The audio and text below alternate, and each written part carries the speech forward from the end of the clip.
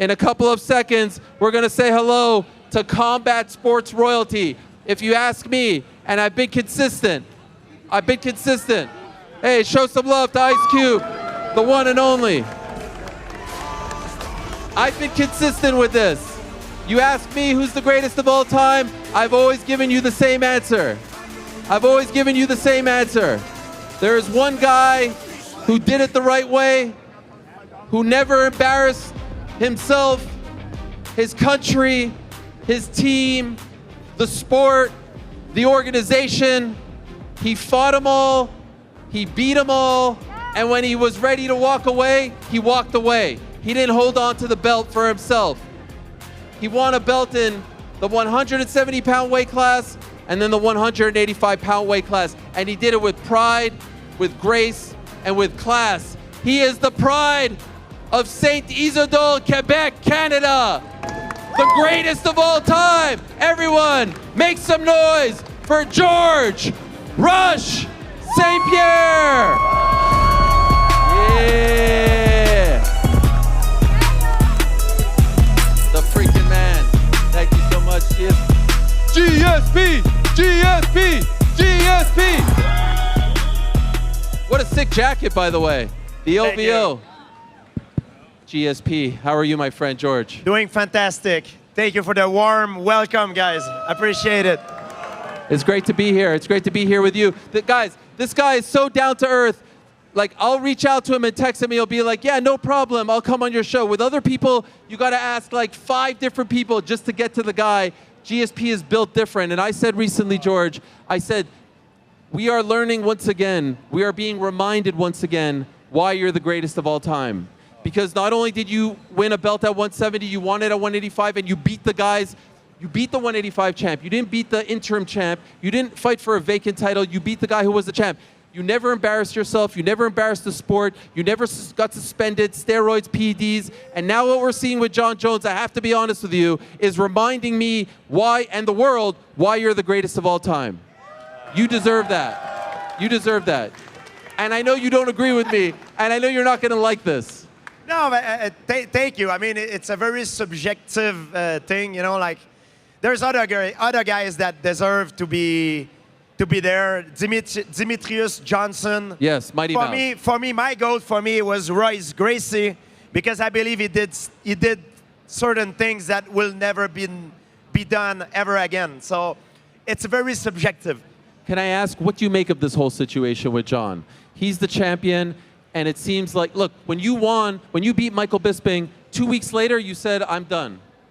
This is not happening. Well, it depends why he does it for. If it's for a negotiation tactics with the UFC,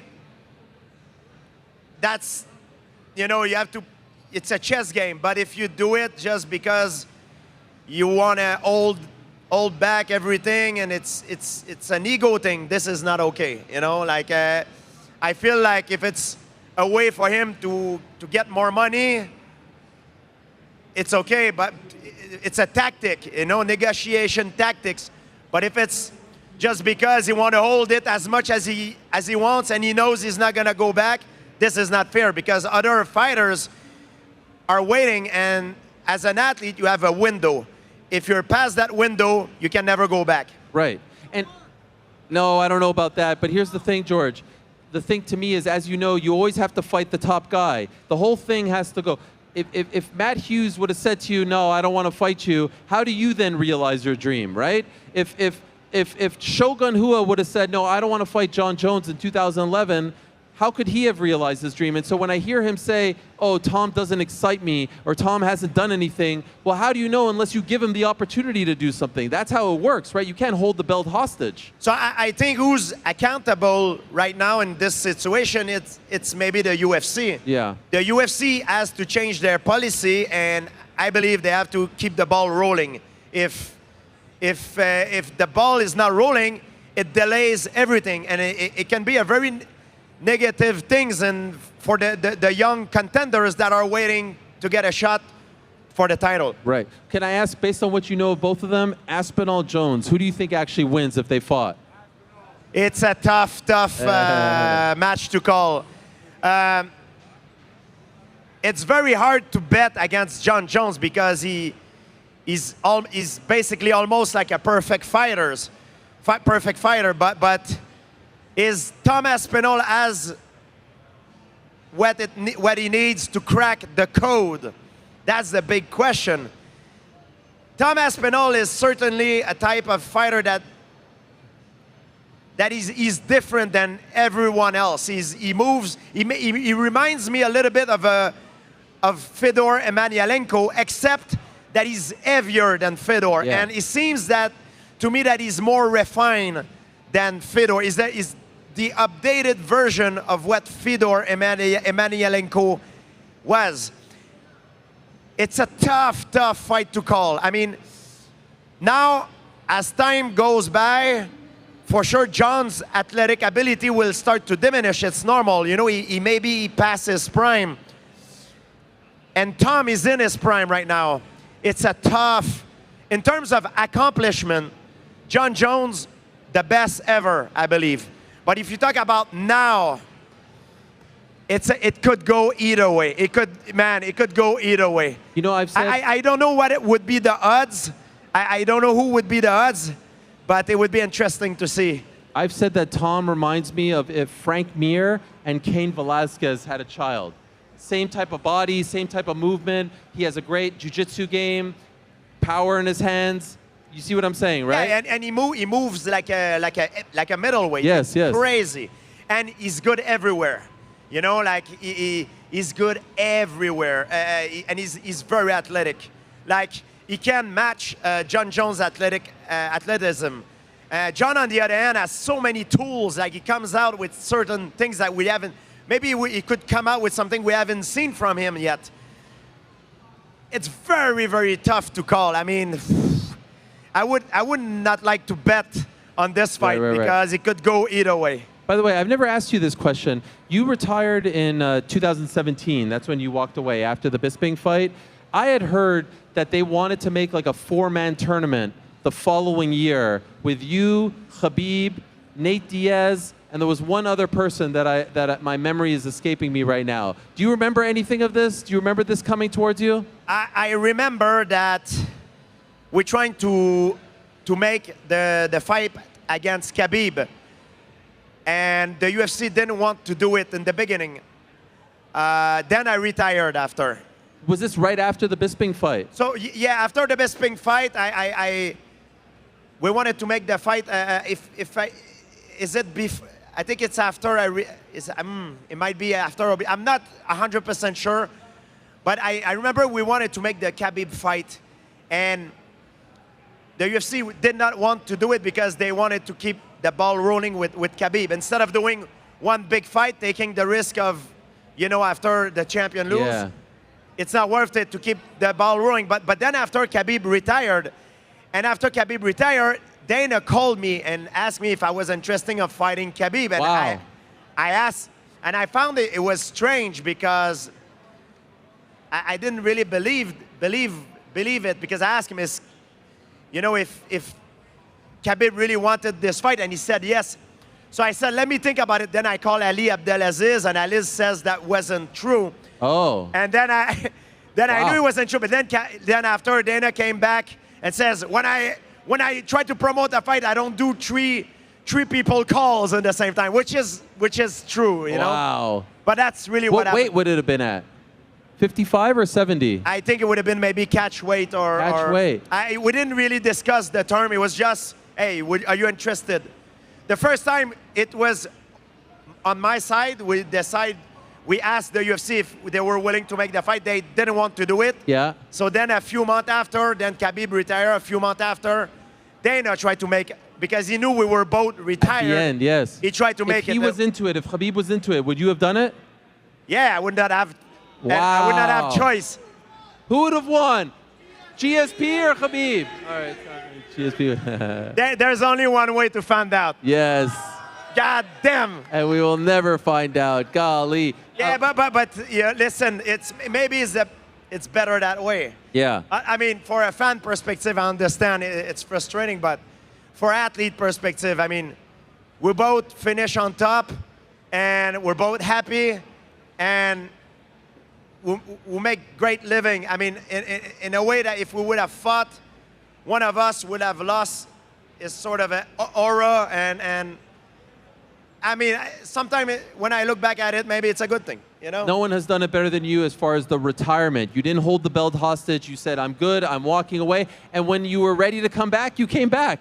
Yeah, and that's what I think people need to recognize. I could have hold the belt if I wanted to, but because at the time when I retired after Bisping, I was diagnosed with ulcer colitis, and my condition was very bad. I was on medication, and I didn't want to hold the division because I knew it was a lot of young contenders, and I knew I could stay with the belt and parade with the belt and get all the money, the sponsor, for a year, but I didn't want to do that because it would have put the division on hold. Right. And I knew at the point that I knew I was not coming back, I needed to take care of my health. I relinquished the belt immediately after because I didn't want to do that for the respect of my peers, you know? For the longest time, you had the record for most takedowns. But now there's a guy named Merab Dvalishvili. Did you see his fight a couple of weeks ago? This guy is unbelievable. Oh, he's a freaking machine. He's unbelievable. He's a lot of fun to watch. And a gas tank for days. He doesn't stop. Gas tanks and his attack, his takedowns, the way he comes in. And you know what? The interesting about Merab is he doesn't come from a wrestling background. He comes from judo and sambo background. That's one thing that most people don't know about him. Right. And so when you are you're at home, I know sometimes you do some work. Who are the guys that you say, oh, he's fighting tonight, I have to watch? Who are some of your favorite fighters to watch right now? Oh, I like to watch all the greatest guys like Jon Jones, Tom Aspinall, Merab, Islam Makhachev, Tuporia, Volkanovski. I like to and Ganu. I like to watch all the best guy. I watch Usman against Buckley. I like to watch the best guy because I can learn from them. Okay, so let me ask you, Islam's moving up to your weight class, right? He's fighting JDM, who just won in Montreal. You were there. How do you think he does at 170 against the champion? I don't know what weight he walks around at. If I have an advice to give an athlete who's trying to go up in weight, don't make the same mistake that I did when I tried to fight Michael Bisping. I tried to force myself, to force my body with a very severe diet to put on weight. And it got me sick. When you do it naturally, it's really, really hard to put on weight. Of course, there's guys that do it, but they're cheating. It's not good. But when everybody has a different type of body, but for my type of body, trying to force myself to eat and put on weight, and eat 5 times a day on top of it, all the stress, I got really sick. So if I could give an advice to a fighter that trying to put on weight, do it, but don't think of it as a priority. You know, just focus on skill first. Try to eat, but don't force yourself because it could become very detrimental for yourself. Did you watch the Jack Della Maddalena fight against Belal that night in Montreal when you were there? I watched it. I saw it live. I didn't know much about Jake, but man, this guy can fight. He's great, right? He moves all the time. He's unbelievable. The takedown very accurate. defense. He makes me think of a similar style to Nick Diaz in a way that he's always in front of you, in your face kind of guy, always moving, great boxing, great kickboxing, great takedown defense, very crafty on the floor. He comes back up. Great style. What do you think Belal could have done differently in that fight, if anything? I think Belal should have right away come more aggressive and try to make Jake fight on his toes. I think if Belal would have fought the same way he fought Leon Edwards, it could have been a better fight for him. I don't know if he would have won, but it could have maybe be a better fight for him. I loved seeing you in Ayman Zahabi's corner, how into it you were. Like when they would show you and Faraz on the camera. You were screaming so much. What were you thinking in that fight, especially when Aldo hit him with the kick? Were you freaking out? I almost had a heart attack because Amen is a good friend of mine, and he's a training partner. And at the third round, he almost got knocked out. He got 2 head kick. He got cut with 2 head kick in the head. And I don't know how he survived that, to tell you the truth. I had never seen anything like it. Like we call that in French a penalty. You know, like the penalty in soccer is same thing. He hit 2 penalty right in the head and came back, win the third round. It was amazing. Did you think he had done enough to win the fight? I think he did enough to win the fight. It was very close. I think he lost the first. I think he won the second by a slight edge. And I think he won the third. I think he won, but very, very close. He's in the same weight class as Merab. How far away do you think he is from that top level? I think Amen need to go right now. He's 36 or 35. It's now or never. That's time. 2025, 2026 are his year right now. He needs to go right now. He can't let any opportunity slides. He needs to accept every fight that comes, every fight that's gonna make him improve his ranking. He needs to take it and aim for the title. Is it amazing for you to see him now succeeding? Because he was always Faraz's younger brother. He was training, he was helping you guys, he was coaching. But now to see him get the shine in Montreal. Yeah, it's amazing. And Amen is, I would say, his biggest strength. It's his fight IQ. He's someone who's very, very smart. He fights in a very intelligent way. You know, some guys, they have an athletic advantage. They are powerful, explosive. They have endurance. But I would say Amen, his strength is his fighting IQ. His ability to transform himself into the perfect nemesis of his opponent. I would say that was part of your strengths as well, that was right? part of my strength as well. That's right. And I was very explosive too. I had a great detonation, very good to cut the distance and control the distance. Superman punch. You made it famous. Who taught you the Superman punch? The guy who taught me the Superman punch. I mean, I knew the Superman punch before he taught me, but he taught me different version of it, and he helped me perfecting it. It's Phil Nurse. Oh, wow. Crew Phil Nurse. The man. Incredible. He's in New York. He's amazing. Unbelievable. Teacher. He was always in your corner. You know, it was so great that week in Montreal to see some of the legends like yourself, like David the Crow Loiseau, like Rory. I haven't seen Rory McDonald at a UFC event in years. Yeah. And so it was really nice to see him back. Do you still keep in touch with him? Because I feel like he just kind of disappeared. No, I saw Rory in the gym the other day. He trains. He doesn't train to fight anymore, but he's still in shape. I see David time to time. I mean, the guys, they're still in good shape. It's fun. Sometimes I go back to the gym and I see some of, I call them the OG. Yeah. I see some of the guys that used to fight when I used to fight, and I like it when I see them because they still in good shape. They still sometimes take one of the young guys, show them what they're made of, and it's fun. How do you do it? What, for us out there, regular people, how you look like you could fight tomorrow. What is the routine like? Sometimes I'll go on social media and GSP's like, just about to get started my 5-day water fast. So like, geez, for what? How do you do this? How do you stay so disciplined now at your age? I do it now not to be the strongest fighter in the world. I do it more for therapeutic use, and it helps me be a better person. I do fasting, I do all these training because it makes me feel good. It's very therapeutic for me. It's a way of living. I'm a martial artist. I don't train because I have a competition.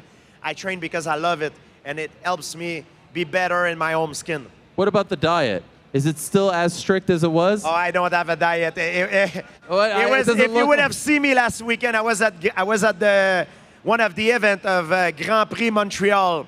My vodka % host one of the event, and % and bet 99. So I had to go there, and I got pretty drunk. Okay. So I don't have any dietary restriction. I just do whatever the hell I want, but I burn it the next day. It's fine. I love it. And by the way, tell the people about your new hot sauce. He sent me some of this hot sauce. It's unbelievable. It's really, really great. Yeah, it's very good. It's called It's my new hot sauce. One is called the Rush, and the other one the KO. The KO is super spicy. The KO is very spicy, but it's all made of natural ingredient, no GMO. It's made with local natural ingredient, and it's as healthy as it can get for a hot sauce. Unbelievable. Well, GSP, thank you so much. Guys, can we show some love to this man?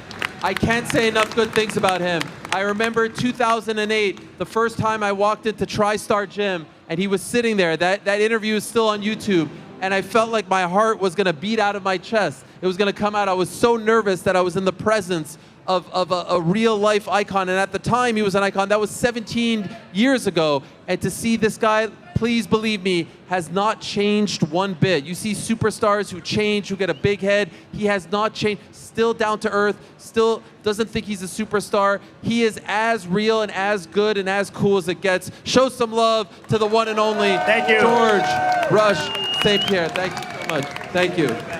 An absolute honor to have him here with us. One of the greatest of all time, in my opinion, the greatest of all time. And this has been amazing. I know everyone's gonna leave now because GSP is gone. This guy's got a Bills hat. I love that. Shout out to the Bills. Hey guys, thank you, Expos, love it. Thank you for being here. Check us out on YouTube, Ariel Helwani Show. You know what it is, uncrowned.com. I appreciate you guys more than you know. Much love and peace. I'm out of here. Thank you guys. Thanks for watching this video. Before you go, if you haven't already, hit that subscribe button for us. Also, give us a thumbs up, leave a nice comment. These things go a long way. And while you're here, do check out the rest of the channel. We've got live shows and full interviews, clips, and a whole lot more. We're doing big things here, and we appreciate your support very much.